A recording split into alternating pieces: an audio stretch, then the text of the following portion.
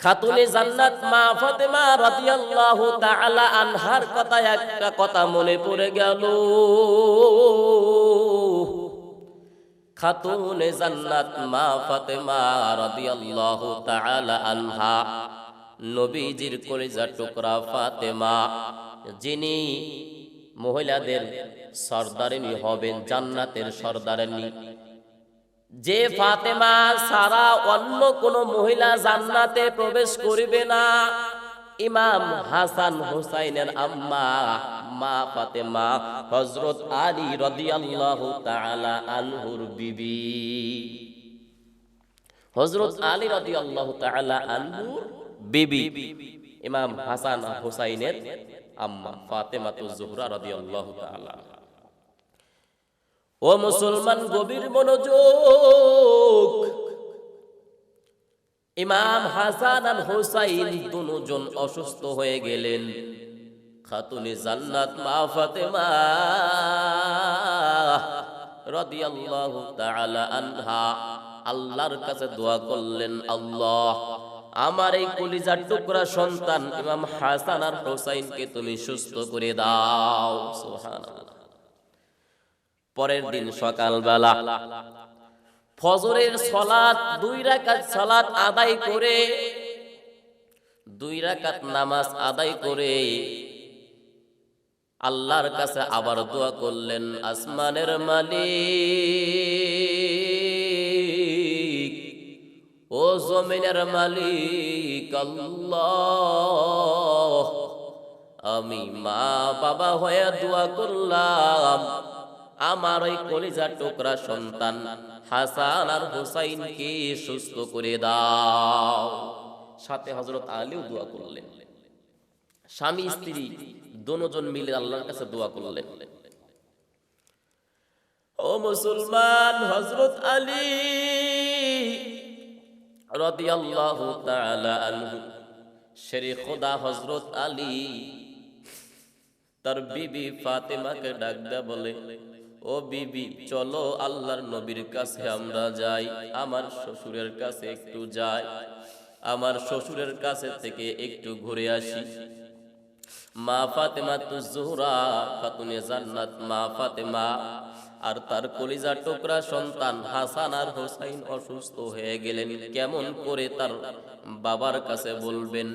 ইমাম হাসান আর হুসাইনের অসুস্থর কথা তার নানার কাছে কেমন করে বলবেন? মা ফাতেমা, খাতুনে জান্নাত মা ফাতেমা ডাক দিয়া বলে, স্বামী, আমার বাবার কাছে বলবো না, আমার হাসান আর হুসাইন অসুস্থ, আমার কলিজার টুকরা বাবার কাছে আমি বলবো না, আমার রুহানি পিতার কাছে আমি বলবো না।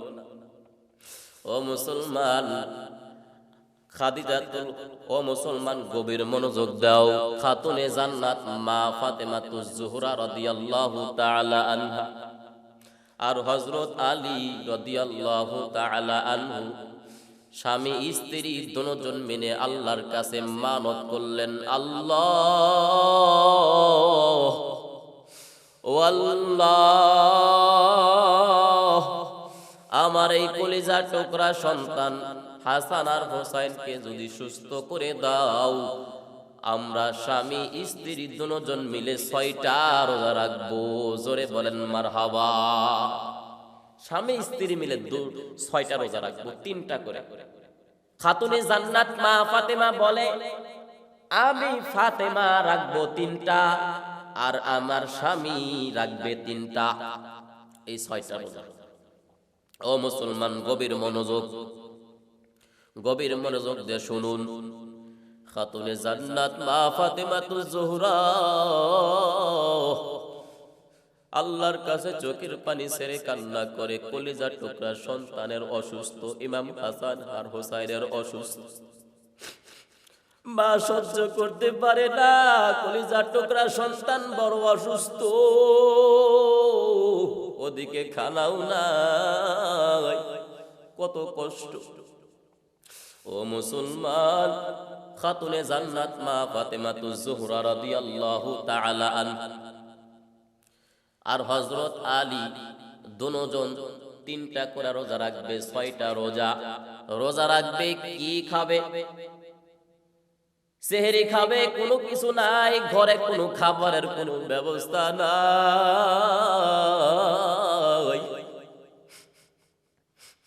খাতুনে জান্নাত মা ফাতেমাতুজ জোহরা রাদিয়াল্লাহু তাআলা আনহা কান্না করে আর বলে, ও স্বামী যান, আপনি যান, ব্যাগটা হাতে করে নিয়ে যান, মাঠে চলিয়া যান। আপনি সারা দিন কাজ করে যে টাকাটা আপনার হয়, সারা দিন পরিশ্রম করে যে টাকাটা ইনকাম হয়, ওই টাকা দিয়া আপনি আমাদের খাওনের ব্যবস্থা করবেন। সকালবেলা হযরত আলী বাসায় থেকে রওনা হয়ে গেল, সন্ধ্যা হয়ে গেল, সারা দিন কেটে গেল। সন্ধ্যাবেলা খালি ব্যাগটা হাতে করে নিয়ে হযরত আলী আসে আর চোখের পানি ছেড়ে কান্না করে আর থরথর করে কাঁপে আর আল্লাহর কাছে করুণ মিনতি জানান, ও আল্লাহ, সারা দিন আমি পরিশ্রম করে কাজ করে আমি সন্তানের জন্য, বিবির জন্য আমি টাকা পয়সাগুলো পরিশ্রম করে আমি খাওনের ব্যবস্থা করব, খাবারের ব্যবস্থা করব। ও আল্লাহ, আমারে তো কোনো মানুষ কোনো জায়গায় কোনো কাজে নাই না রে আল্লাহ, আমি কোনো কাজ জানলেও আমাকে কেউ নাই না। খাতুনে জান্নাত মা ফাতেমাতুজ জোহরা রাদিয়াল্লাহু তাআলা শেরে খোদা হযরত আলী কে ডাক দিয়ে বললেন, স্বামী আর দেরি করিয়েন না, আর কান্না করিয়েন না, যান চলিয়া যান ওই পাশের বাড়িতে, ওই পাশের বাড়িতে বস্তা বস্তা করে রাখছে সুতা, ওই সুতাগুলো নিয়ে এসে দেন, ওই সুতাগুলো আমার কাছে এনে দেন, ওই সুতাগুলো বেচে বেচে আমি টাকা পয়সাগুলো ইনকাম করব। ওই সুতা, ওই পশমগুলো বেচে বেচে আমি সুতা বাইর করব। ওই সুতা বিক্রি করে যেগুলো টাকা হয়, ওই টাকা দিয়া আমরা দুজন মিলে আর ইমাম হাসান আর হোসাইন আমরা সবাই মিলে খানা খাইব। এরে মুসলমান, গভীর মনোযোগ।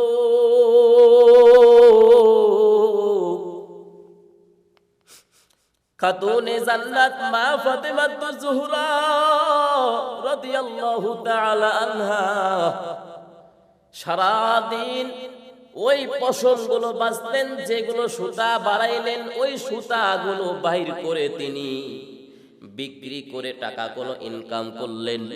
ওই টাকাগুলো ইনকাম করে তার স্বামী হযরত আলীকে বললেন, ও স্বামী, এই টাকাগুলো আপনার হাতে দিলাম, যেহেতু আপনাকে মানুষ কাজে নাই না, আপনি কাজ পান না, সারাদিন আমরা উবাস।